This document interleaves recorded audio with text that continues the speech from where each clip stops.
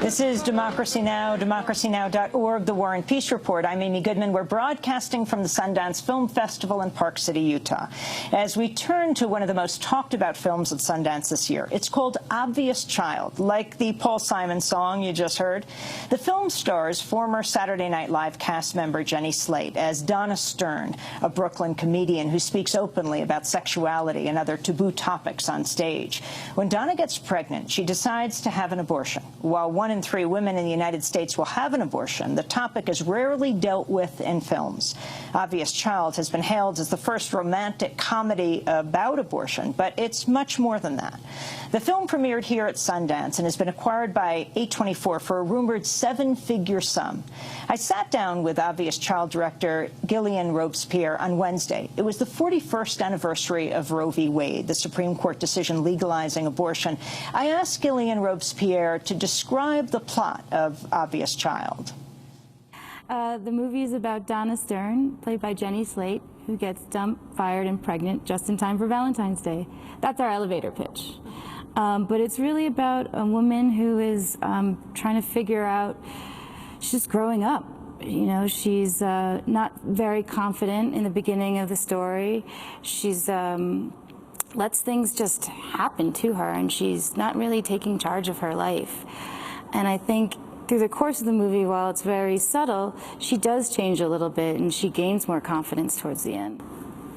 And abortion is one of the themes of this film. Mm-hmm. And that's very unusual, especially for it to be wrapped in a very positive way. Talk about that decision.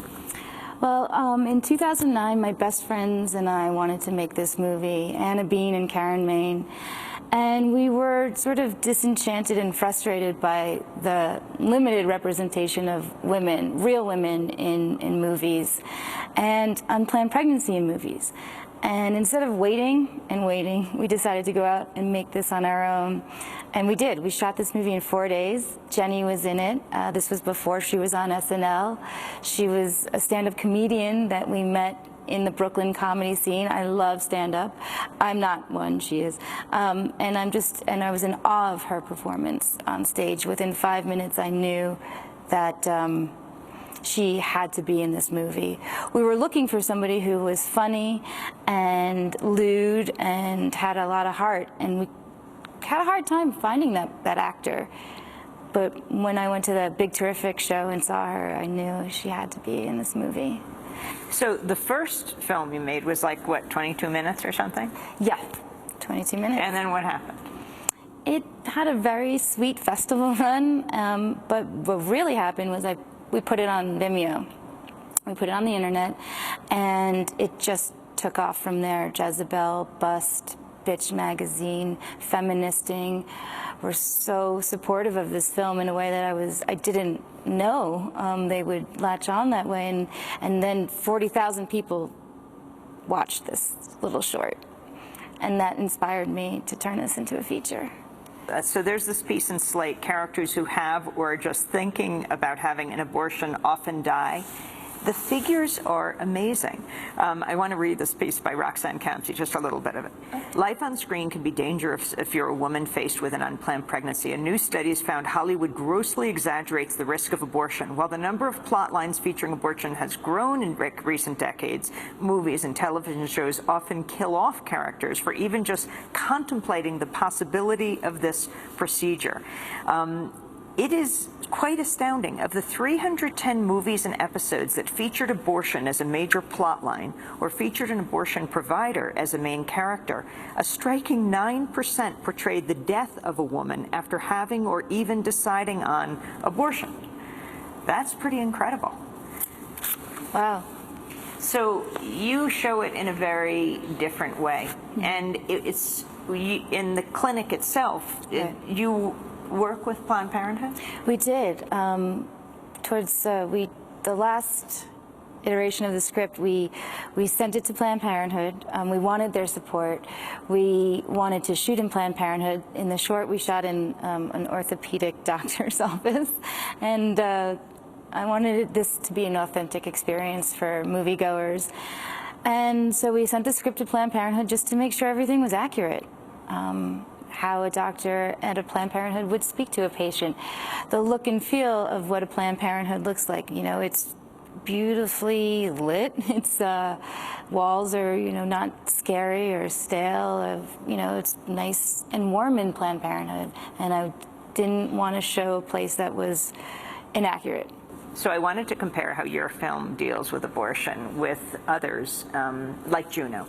You have the main character going into a women's health clinic to get an abortion. She's met by a classmate outside who's holding a sign that says, "No babies like murdering." All babies want to get born.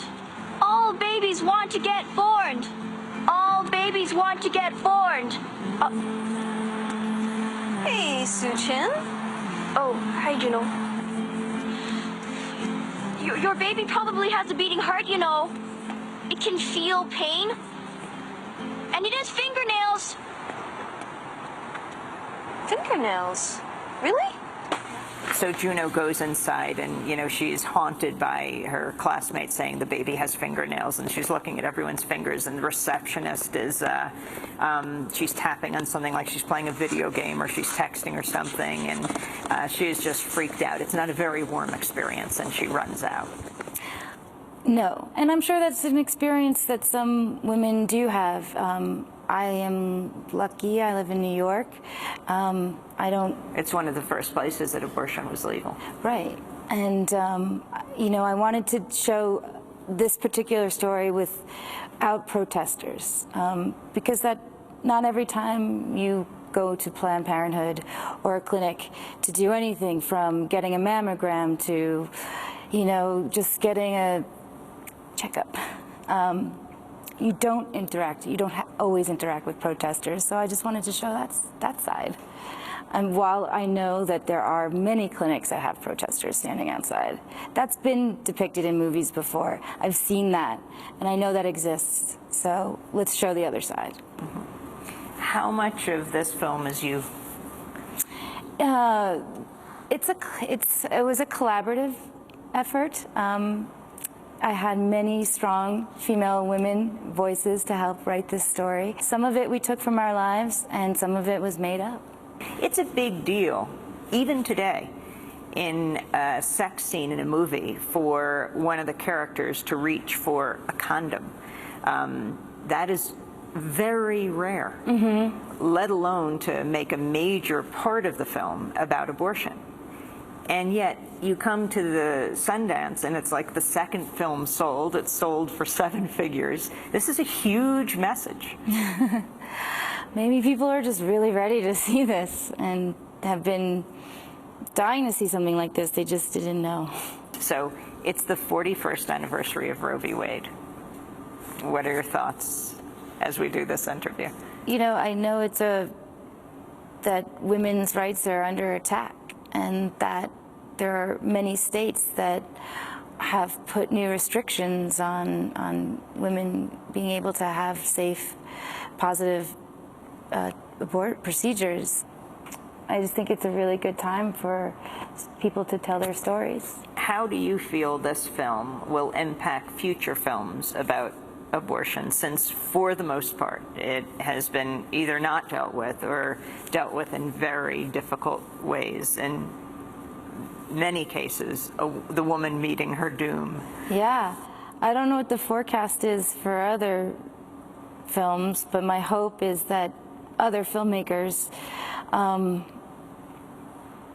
get excited about telling more honest and real stories, and that that it ignites conversation, both sides. Talk about, well, first, why is it called Obvious Child? Well, it's the Paul Simon song, which is in the film.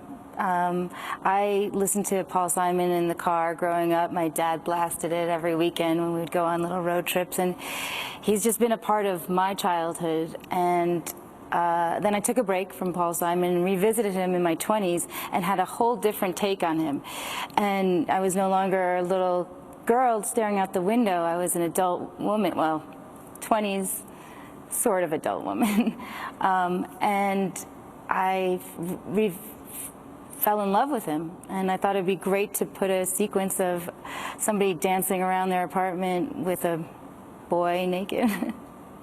to Rhythm of the Saints. You know, it's a great song. It's got this sadness to it, but it's also upbeat. And that's my favorite type of music. And what do you think of this film being described as a romantic comedy about abortion? I'm okay with it being described as a romantic comedy. I don't think it is a romantic comedy about abortion. I think we deal with the romance and the comedy about her life. There is no comedy or sarcasm or jokes about abortion. So that sort of tagline, I don't think is true to what the film is actually about. It's hard to believe that in 2014 you're breaking new ground when it comes to just dealing with what so many women deal with every day. But when it comes to Hollywood, which takes risks in a lot of ways, it's you actually who are breaking ground and making this an experience that many women have and have to deal with. Thank you. Thanks so much. No, you were supposed to respond to that. I don't know how to respond to that. Hollywood, my phone number is. That was Gillian Robespierre, the director of Obvious Child, which had its world premiere at the Sundance Film Festival. Well, that does it for a week of broadcasts from Sundance. I'll be speaking here in Park City today at 1 p.m. at Dolly's Bookstore on Main Street. A very special thanks to our local crew here in Park City, including Park City TV's Kevin Raff, Bennett Duchin, Ryan Samanka, and Stanton Jones, and to Yudivia Barrios, Rob Murphy, and Greg Theroux.